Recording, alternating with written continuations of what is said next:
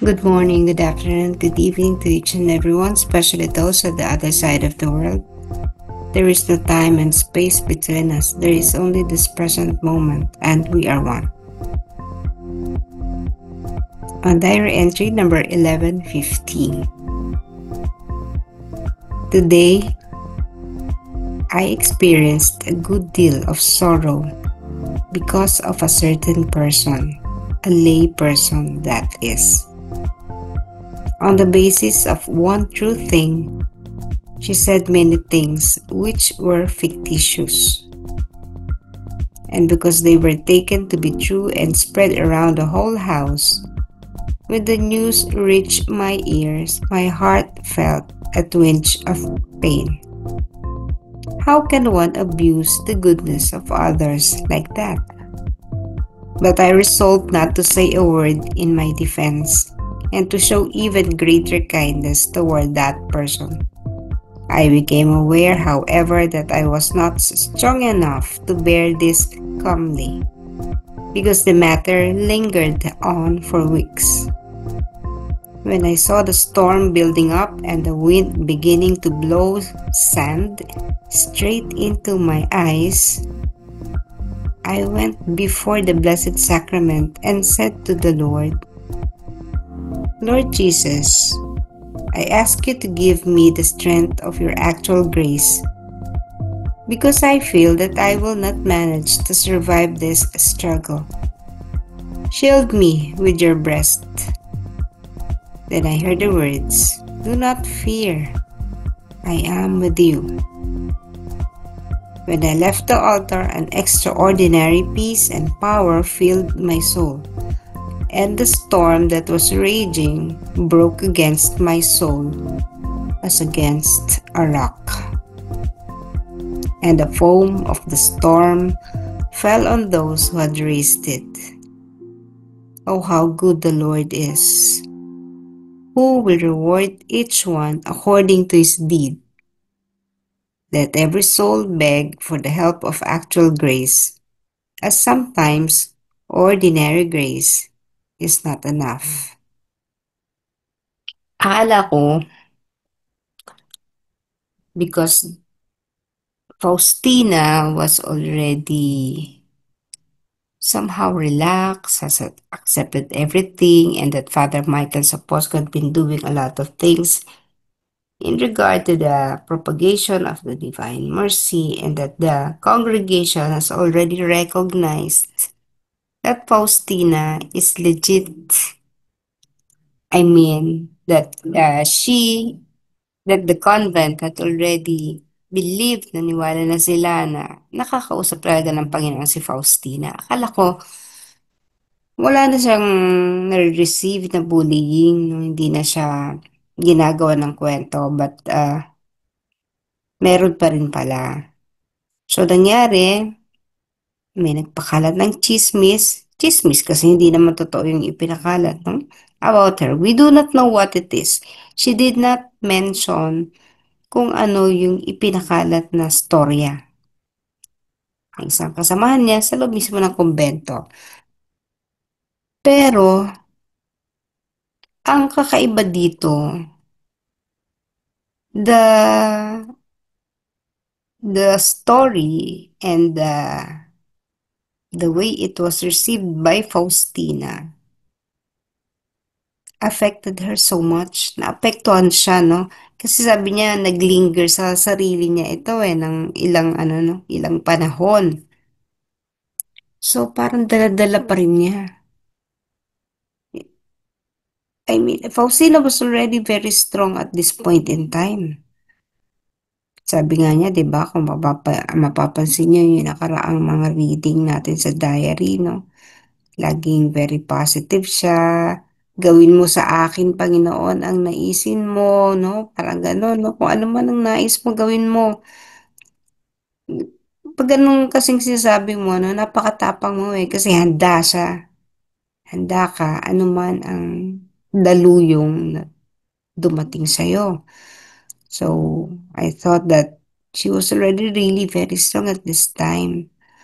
Pero Nung mga panahong iyon, hindi pala siguro napakatindi talaga ng kwento na kumalat, 'no, kahiya-hiya mo siguro siya o kaya talagang naalipusta siya ng kung ano man. But it affected her very much kasi yung pain, yung story, pabalik-balik, 'no? Siguro kayo nararanasan niyo rin 'yan, 'no, na hindi agad nawawala. Naglalakad ka, maalala mo, hanggang sa matutulala ka, mananatili sa'yo yung ano, yung kwento na yon, yung reactions and the people who are accusing you of that, no, nasa isipan mo hindi mawala-wala. Pagtulog mo, ganun pa rin. Pagising mo, yun pa rin ang naiisip mo. Ako kasi may mga ganyan ding episodes, no. Ang pinakita lang dito, si Faustina, ng mga panahon na yan, maybe she was really very vulnerable. No? Kasi nga, hindi naging sapat yung liwanag niya para patayin or kontrahin yung paninirang yun sa kanya. Kasi ganito po, no? Kapag napakalaki ng ating liwanag, kapag tayo ay very stable, tayo ay puspos ng liwanag at kapangyarihan ng Panginoon, no? Ano man ang dumating, parang baliwala lang, no? Kapag ginawa ka ng isang bagay na hindi mabuti, wala lang. Kapag merong nangyari na para sa ibang tao ay hindi ka nais-nais, pero sa'yo nangyari. Pero wala lang sa'yo, ibig sabihin, napakalaki ng liwanag mo, no? The spirituality that you contain in yourself, the light of the Lord which has already been glowing in you, no? Ay, ng panahon na yan, malamang hindi ganun kalaki ang kanyang liwanag upang saluhin o kontrahin o kaya ay i-flash out, iwas-iwas, no? Kung ano man ang panindirang yan. So, kapag tinignan mo yung balanse ng liwanag at nakakaya ng isang tao para tanggapin yon, no? Hindi siya naging madali. Kinulang siya ng liwanag. Kinulang siya ng lakas. Kinulang siya ng tibay ng loob, no? Kasi kapag nga tayo ay nagiging immune na, parang ordinary na lang sa atin ang paninira, ang laki-laki na ng ating liwanag. While other people, sa mga pagkakataong yon, maaaring nade-depress, gumagawa ng pananakit sarili, o kaya ay nababaliw, no? Yun yung mahihina, kulang ang liwanag. Sa kay Faustine naman, hindi naman siya ganun katindi. Yung hindi siya umaabot to sa sobrang depression, pero sinasabi niya, naglinger, no, paulit-ulit sa kanyang consciousness yung pangyayari. So, kaya ang sabi niya, tingnan niyo to, no? Hayaan ang bawat kaluluwa ay humingi ng tulong ng aktwal na biyaya. Ihingi mo o humingi ka ng lakas sa Panginoon. Kasi minsan daw, yung ordinaryong biyaya hindi sapat, no? Halimbawa, meron ka na, no? Si Faustina's already been blessed. Ang dami na niyang blessing and graces. Pero hindi pala naging sapat yun. No? Ngayon, parang lagpasan yun, no? Kung ano man ang nararamdaman niya. Kailangan mo palang hingin. Ask and you shall receive, kumbaga. So, kailangan mo sabihin kay Lord, no? Lord, tulungan mo naman ako. Hirap na ako. Ang kalooban ko ay sakit na sakit na. Papaglubagin mo ako. Bigyan mo ako ng kapayapaan. So, you will have to beg for God's mercy and for God's grace for peace.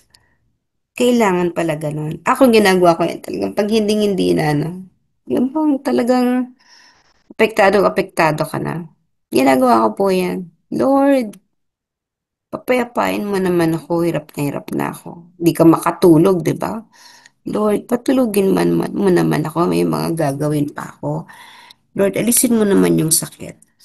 So, tatandaan natin, kapag ano, no, yung hindi mo na kinakaya ang mga bagay, nagti 3 a.m. ka, nag-chaplet ka, wala pa rin. No. Abay, hingin mo na sa Panginoon. Lord, give me the grace. And the Lord will give you that grace that you want, no? Yung peace, kapayapaan. So, parang ano yan, no? Isang dumi na hinihipan ng Panginoon.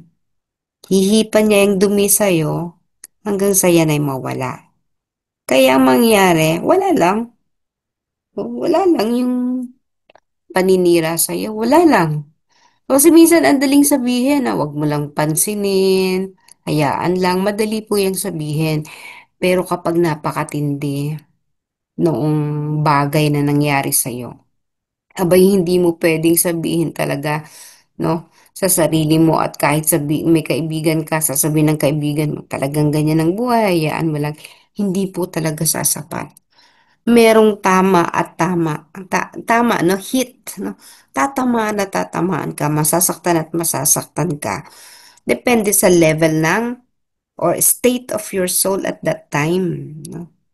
Kaya pag vulnerable ka, ang bilis.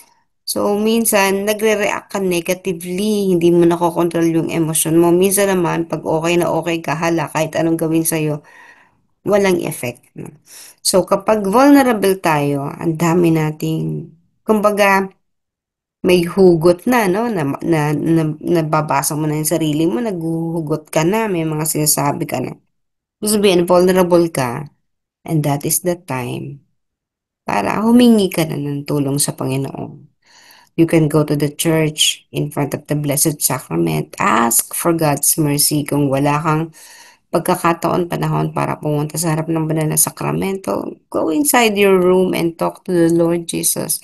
But make sure to pray the chaplet na makakatulong yun. Baka hindi lang isang chaplet ang kailangan, baka kailangan mo ulitin ang chaplet.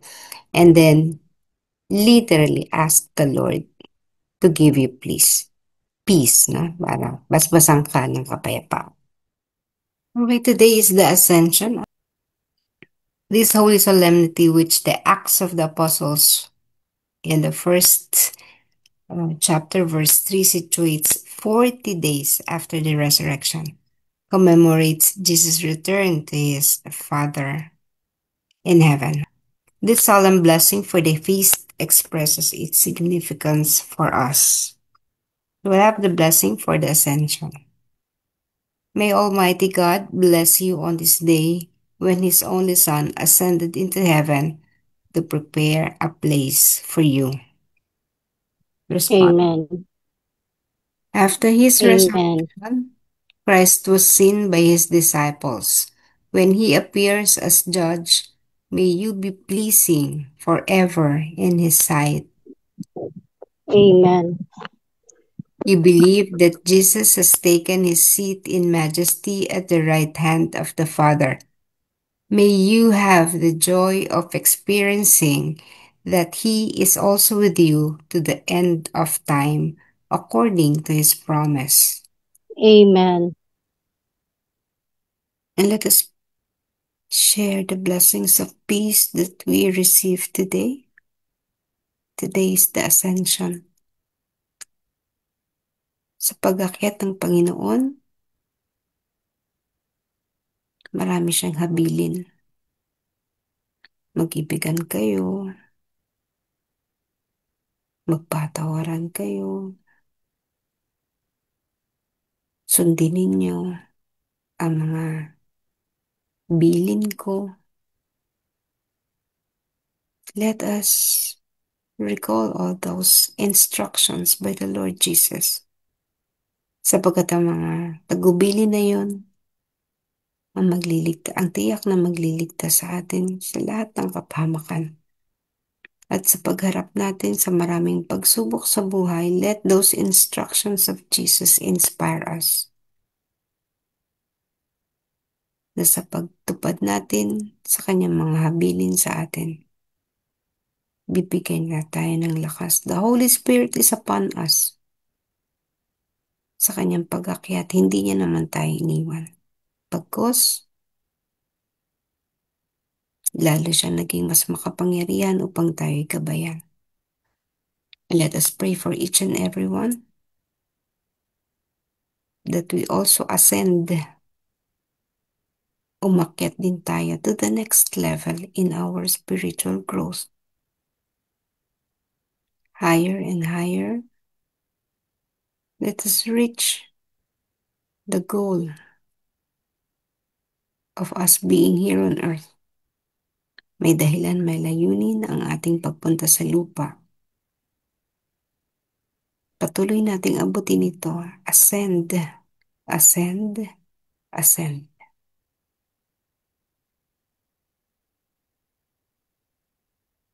At sa pag-akyat natin, magkapit kamay tayo kasama ang lahat ng ating mga kapatid. Huwag nating iwan. Huwag natin silang pabayaan.